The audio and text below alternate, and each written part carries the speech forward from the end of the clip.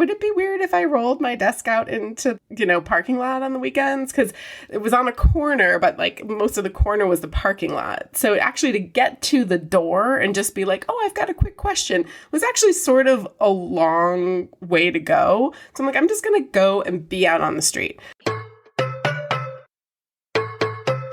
You're listening to the Real Estate Sessions podcast, and I'm your host, Bill Risser, Executive Vice President, Strategic Partnerships with Rate My Agent. Rate My Agent is not just for collecting reviews. It's a suite of powerful tools and features designed to help improve your online reputation and visibility while making it easier for new prospects to find you and reach out. For more information, head on over to ratemyagent.com. Listen in as I interview industry leaders and get their stories and journeys to the world of real estate.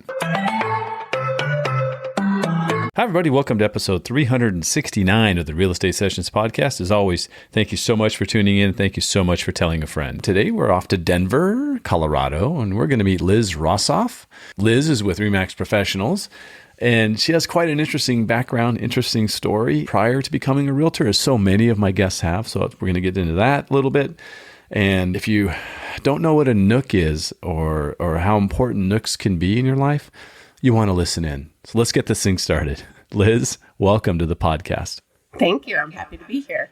Yeah, I'm very happy to have someone from RE/MAX Professionals in Denver. I don't know if you know this, but they're one of our first clients on Rate My Agent. So it's very exciting to see your name come through as an opportunity to interview. And so I'm just thrilled that this is happening. So yeah, it's a great organization. Yeah, you're right there where it all starts. Where it all starts with RE/MAX. Yep. I like to dig into my guests' past, and kind of find out where they grew up and what they did before real estate, because 99% of agents definitely had something before real estate. Every now and then I run into that, nope, my mom was a realtor and my grandpa was a realtor and I'm a realtor. It happens every now and then. But let's start with you. And I know you have quite a history moving around and like, you know the pains and joys of relocation. There's kind of both. But let's start with the beginning. Where did you grow up? I grew up in downtown Chicago, actually. I was born in Texas, but my parents moved back to Illinois, back to Chicago when I was about 2 years old. And that's where both sides of my family are from. All right. And does that mean when you say grew up there, you went to school there, high school, the whole 9 yards, living downtown in that big city? That has to be quite different. Yeah. Well, I did grow up in Lincoln Park, which is quite nice. I grew up in apartment buildings. And but learned how to take the bus with my older brother. I think I was allowed to take the bus with him by myself. Wow. Like at 8. I was taking the bus to day camp at 10.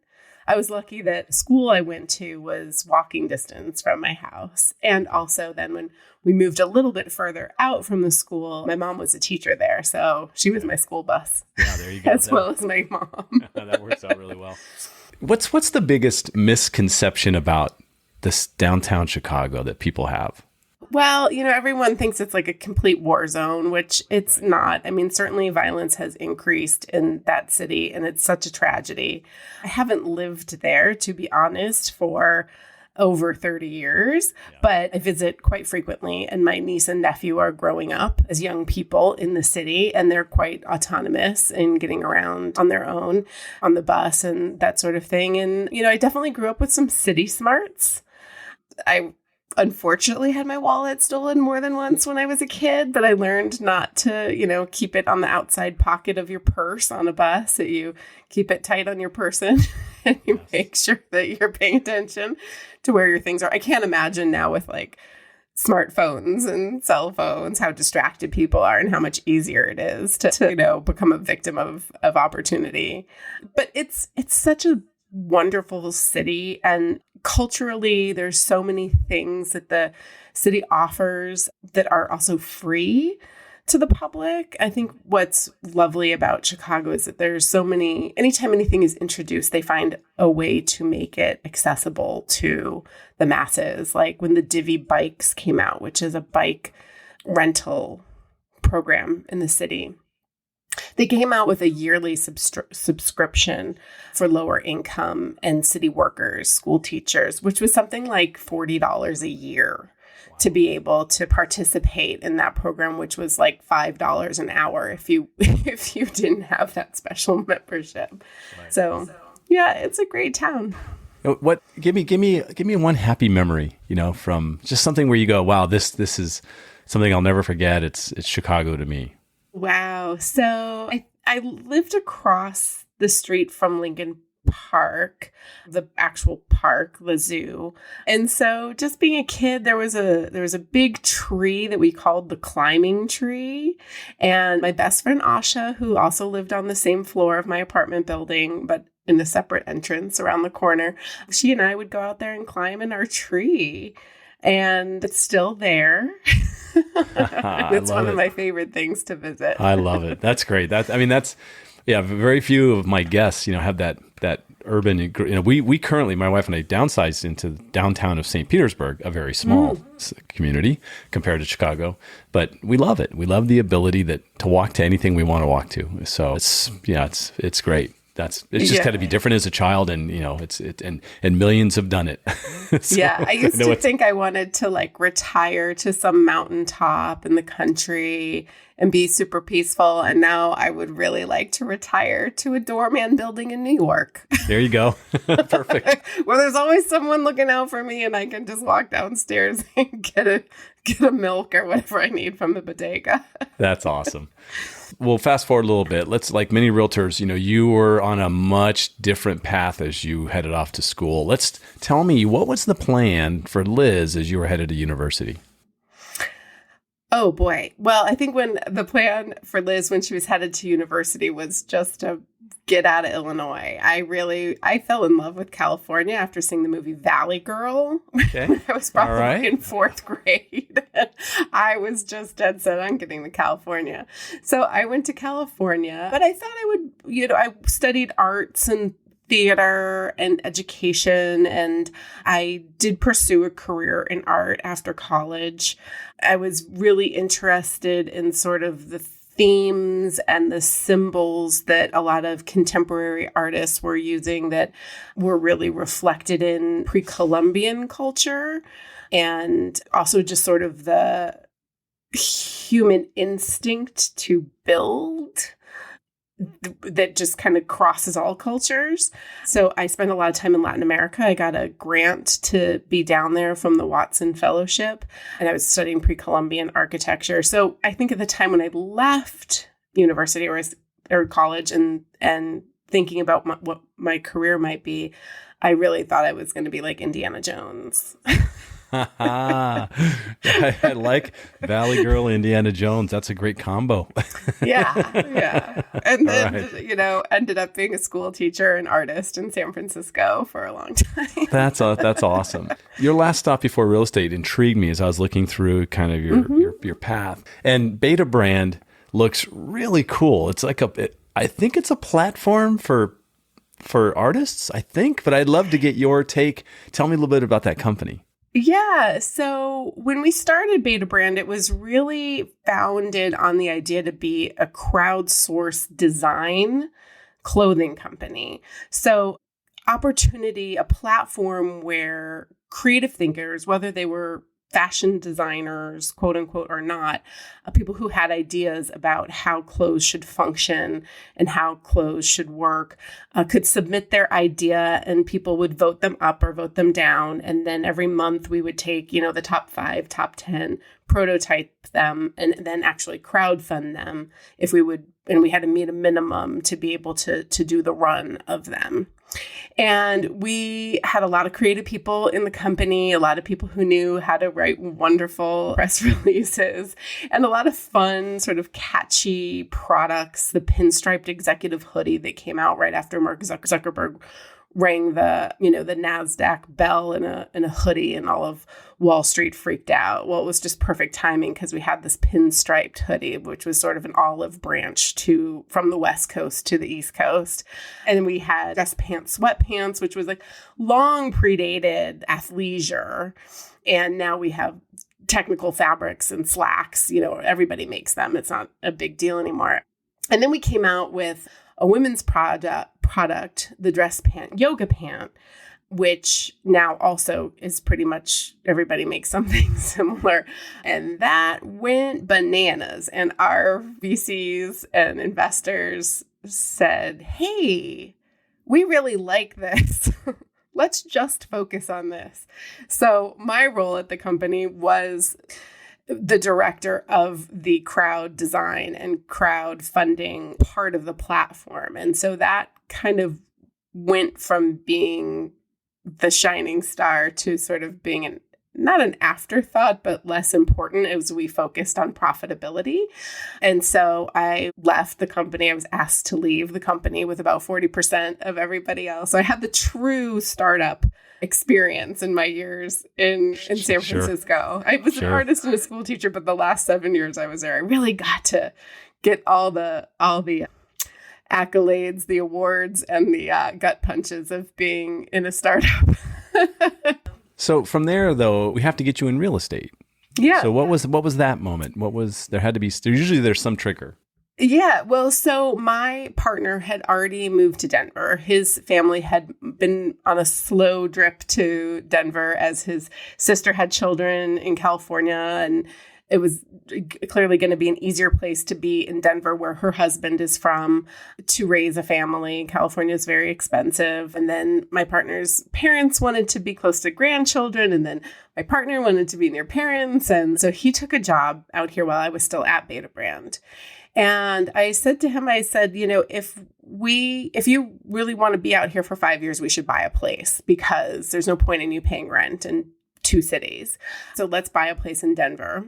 And really the week after we closed is when I was let go from Beta Brand. So it all worked out. Okay, the man I love and the dog I love are in Denver, and the house I just bought are in Denver. So maybe I should move there. So I moved out to Denver and spent some time just trying to figure out what I wanted to do and where I wanted to be in terms of my career. And my mom, who is just the best person and knows me better than anybody else, said, you should really consider getting your real estate license. You have always been obsessed with the real estate market, which is very true. Ever since I was a kid, I would read every single line of the real estate section, but mostly because it wasn't narrative. I have dyslexia, and it was like bullet points and color pictures. I'm very good with math. I'm very good with space. Odd because I'm dyslexic, but I actually am quite good with like spatial understanding. I'm great with maps. And Denver's like Chicago. It's a grid system city. And when I was a kid, I knew all about neighborhoods and how much it costs to live there and what you would need to make to be able to afford a house like that, and what the architecture was like. Chicago's a big architecture city. New Yorkers all know what's going on in theater and art. Californians all know the difference between arugula and some other lettuce by the time they're 4. But Chicagoans know architecture. It doesn't matter if you are, the CEO of an architecture company or the guy that drives, the garbage truck. You all know Mies van der Rohe. You all know what, the different kinds of architecture in the city. So my mom suggested, while you have a little bit of severance from Beta Brand and you have a little bit of time, get your real estate. And she actually paid for my real estate school, which was $750. And then my real estate school would pay for your exam if you passed it the first time. So they'd give you $40 back if you passed it the first time. And I did.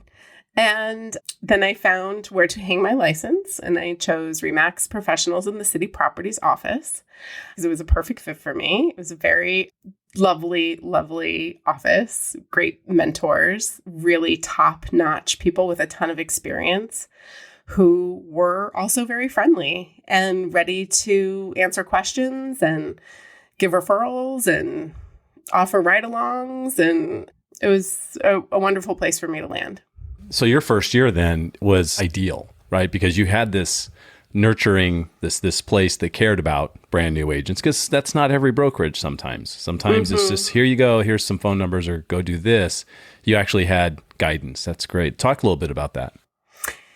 Yeah, well, I think it was also really good timing. Our managing broker at that office at the time had made it very clear that he was ramping up toward retirement and was ready to give a lot of referrals, which I was the recipient of, which was great. We were on a street that had a lot of foot traffic. And so I would actually roll my desk out onto the street on the weekends with dog biscuits and water and cookies and lemonade. And I set up a sort of like Lucy and the Peanuts, ask me anything real estate lemonade stand. We called it my lemonade stand. Now, were there some agents who went, "What is Liz doing?" Or no, they all thought it was great. I asked the managing broker, I said, would it be weird if I rolled my desk out into, parking lot on the weekends? Because it was on a corner, but like most of the corner was the parking lot. So actually to get to the door and just be like, oh, I've got a quick question was actually sort of a long way to go. So I'm like, I'm just going to go and be out on the street. I love dogs. I'm going to meet all the dogs. I'm going to meet all the dog owners. Beautiful marketing. That's awesome. Yeah. And there are there's now, because that office no longer exists and there's an apartment building there, but there's at the time there were 4 really big apartment buildings on the street. So there were people who are renting, very high rent. It's a very trendy street. And there I was available to talk to them about what it would mean to become a homeowner. And so I got my first 4 or 5 buyers that year for just parking myself on, just making myself available, essentially. Open house never really worked for me. I always felt like a vulture. Oh, hey, do you have you got an agent? It was just too much. But if I just sort of set up my thing and was like, hey, I'm Liz. I've got answers. What are your questions? That's amazing. What year was this? When did you get started in real estate? So that was, I guess it was 2017 fall. So the end of 2017. Okay, that's cool. You have come to, you've created a really cool brand. I want to talk about that because I love the name. But first, before we get there, somehow you developed a passion for helping first-time home buyers or looking at a renter who maybe doesn't realize that you're this close. You can become a first-time home buyer. Where'd that come from? I think it came from being beat up in the San Francisco rental market for 25 years. Sure. I think I just think about all the money and the stress of being a renter and not really having, the agency to be able to fix the kitchen. I asked my last landlord, I'm like, well, if you give me a 10-year lease, I will remodel the kitchen for you. Wow. He wasn't into it. Nice. And actually he gave me really great rent. He was right down the street from me. And when I called him to tell him I was leaving, I was like, Mr. G, you're going to be able to increase this rent. You're going to be so excited. You're going to make twice. And he said, yeah, do you know anyone that's like you that just is going to take care of things and not bother me? I don't mind keeping the rent the same if I can find someone who takes good care of, the property. Anyway, I just think seeing how other people were able to create so much wealth and so much independence in property ownership. And I had always sort of thought maybe I'll get into real estate when I lived in San Francisco. But the rat race in San Francisco is such a way, I never had the break to be able to start up the business. Also, I worked a lot of weekends. Before I started working at Beta Brand, I was a governess and I was a teacher and I worked a lot of weekends. I didn't have that time to sit open homes, let alone take school at night. I was just, it didn't work. Never had the opportunity to take a pause and try to establish a new business. So it's really that wealth building aspect that I love getting people on that ride.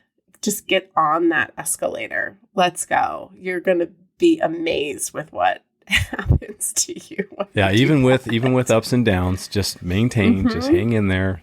It's a long play, and you're young at the time, so yeah, that's great. You have a great phrase called creative house hacking. Can you explain that to the listeners? I love that. Yeah, well, it's also comes out of living in a pressure cooker of San Francisco, where you really just chased down leases, which were usually held by one person. And, because there's really, really strict tenant rates in San Francisco. So you would try to find someone that had a lease on a place that was, 20 years old. So a bedroom was only $800 a month instead of $2,000 a month. And, but roommates, I had roommates until I moved to Denver. I had roommates until I was 43 years old. It wasn't unusual to have roommates. So when we bought in Denver, we went out and we saw, a few homes and we couldn't believe the prices. We were just like, is that the down payment? And they're like, no, that's the whole price of the house. And we're like, oh, we can figure out how to make this work. We saw a bunch of homes and there was one that was sort of like, I don't know, not really that excited about it. And I woke up in the morning, I was like, Cameron, we can rent the basement out. And he was like, what are you talking? I was like, yeah, let's figure out if we can rent the basement out. It was interesting because our realtor at the time, she was like, oh, you can probably get like $500-$600 for the basement, maybe. I was like, I think we can get a lot more than that. We got like $900 for the basement. We made a little kitchenette. It wasn't like a big kitchen. It was a 6-month lease. It was people who were just getting their footing in Denver. But we had probably 18 applications for this little teeny garden part of our basement. And then when those tenants left and I had moved to the city, I'm like, well, let's try this short-term rental thing. And then boom, like every month, not only was our mortgage covered, but also our utilities. And it was just awesome. Totally perfect. And I'm like, haha, now I'm like that guy whose rent I paid for 7 years. That 80-year-old guy who was renting out rooms, now. It's got to start somewhere. Now I hold the keys to this, and it was so great, in fact, that when COVID hit and we were either going to separate or get a bigger house, it was just our house, or we were going to either have to figure out a way to use that space for ourselves, which at that point we couldn't even really wrap our heads around because we, had already gotten used to only living on the top floor. It was weird to think about how we would start occupying the bottom floor. But because we had this rent roll, it no longer affected our debt to income ratio. And we could move on to the next house without having to sell that house, which was awesome. And so anyway, we got a long-term tenant in there. We ended up buying a bigger house that has like a legitimate in-law ADU in our basement with its own entrance. And, and again, it's a much bigger house. We don't quite cover our entire mortgage every month, but we come real close to it. So that's a great way to do it. But also, I have people who are just friends who've paired up to invest in property together, which one of my smartest friends in San Francisco did in 1989. And I couldn't, or not 89, 98. I'm not quite that old. She did it in 1998 with a bunch of her girlfriends from college. I was like, oh, wow, you just the three of you bought that flat together? Ooh, that was... And it paid off very well. Later, they sold it and they all bought their own homes, It was so smart. And every, market's local. It's all different around the country. But we're definitely in a weird time. We won't even discuss... We're recording this a couple of days after the Stitzer NAR verdict was announced, which is, has a whole lot of people in lots of different places and spaces. And some people say it's no big deal. Others are calling it Armageddon. Well, we won't deal with that. But one thing that is for sure, it's a tough market right now, right? I mean, as a realtor, you've been a realtor now for 7 years, 8 years. And and a half. Oh, I'm sorry, 17. I kept thinking 15. Yeah, sorry. Yeah. So my bad math. I'm glad you're good with math, Liz. That's great. So it's inventory's kind of tight in most places. The rates just went up again. They're cracking through 8%. What are you doing right now? With this new world, I guess we'll call it. And we know it's only temporary. Everything's kind of fluid. Yeah. Well, things definitely have slowed down compared to the madness that we were experiencing during COVID. I mean, it was unhealthy. How it was unhealthy for so many different reasons, but on a personal level, it was just unhealthy. It's too fast, too much. And so things have slowed down. But I think that really getting with the buyers and talking through with them what it means right now to be in the market to buy. Right now, it means you're looking at more options than you've had the opportunity to look at for the past 5 years. There's more inventory sitting on the market. There's more possibility for assistance with buy downs and all that sort of thing. You're going to have more leveraging power when it comes to your inspections where, you know what, you needed a new roof 2 years ago. Find a way to get it done because the next person's going to tell them they don't want them to have it fixed. Now, that's a reasonable ask. When you have a bad roof, it is quite reasonable that the seller pay for that repair. When you have a broken sewer line, it is quite reasonable for the seller to make those repairs.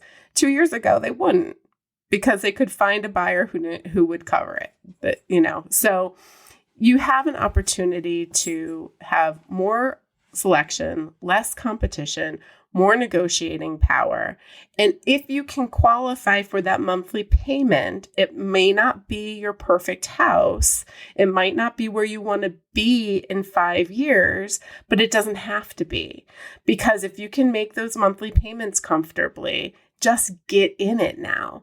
And as soon as those rates start to level off, people get more comfortable with them, or knock on wood, start coming down, more buyers will enter the market, and that will create another surge in pricing. It may not create the surge of 40% in 2 years that we saw in a lot of neighborhoods in Denver. Yeah. That's unrealistic to consider that to happen again anytime soon.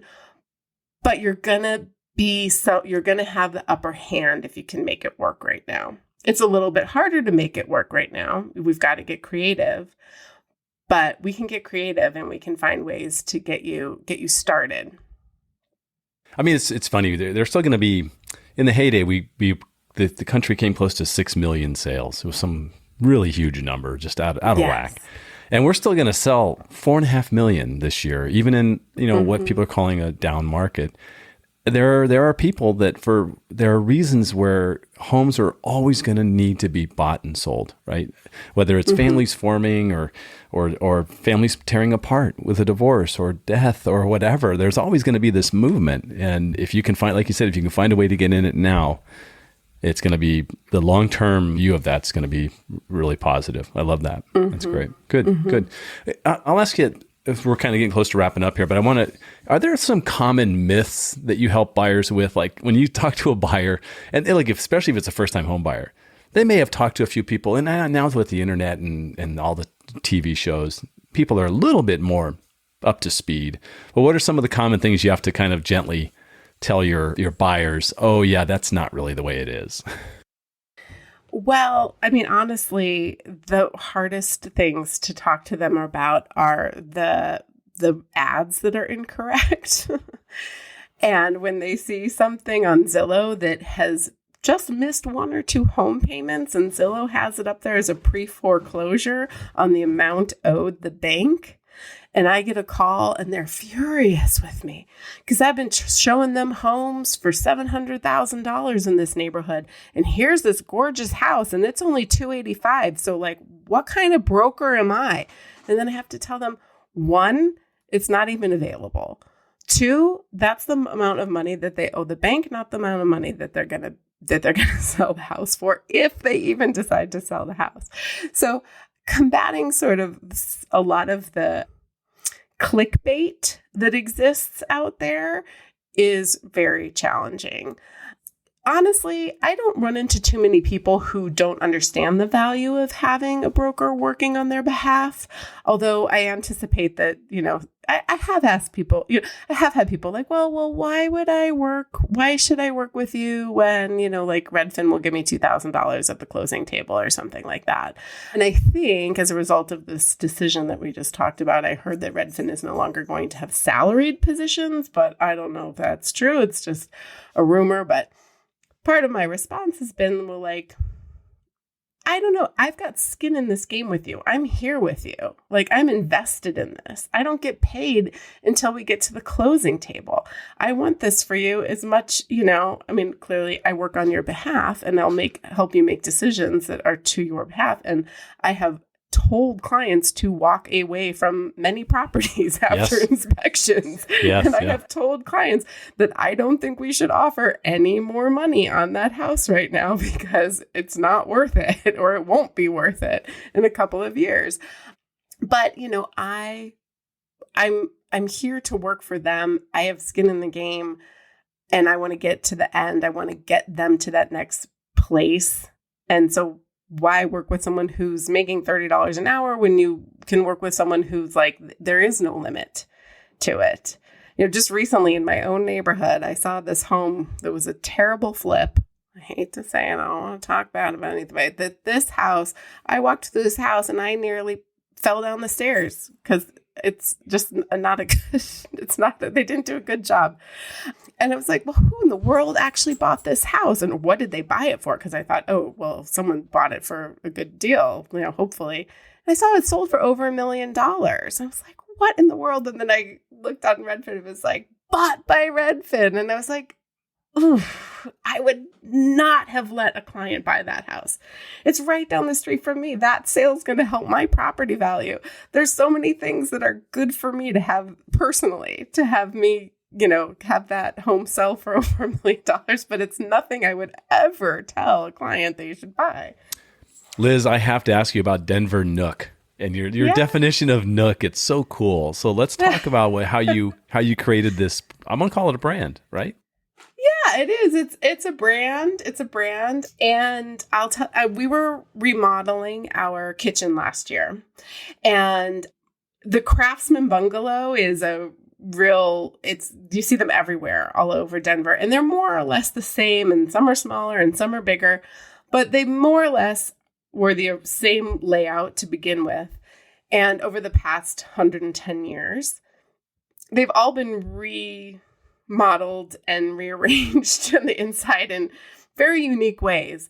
And what had been the nook, like the little kitchen nook inside of these kitchens, you now see is become, storage, or it has become not a seating area, but it's where the oven now is, or it's where the refrigerator now is, or they've completely blocked it off and created a stairwell to the basement. They just don't really, it's hard to see them in their original condition or their original intention. So when we were remodeling the kitchen, this back section of the kitchen had become like woman of the house desk or something. It was like this weird built-in desk in the kitchen that was very popular in the 80s through the early aughts. I'm like, who sits there and does bills or writes recipe cards? I don't know. This is really bizarre.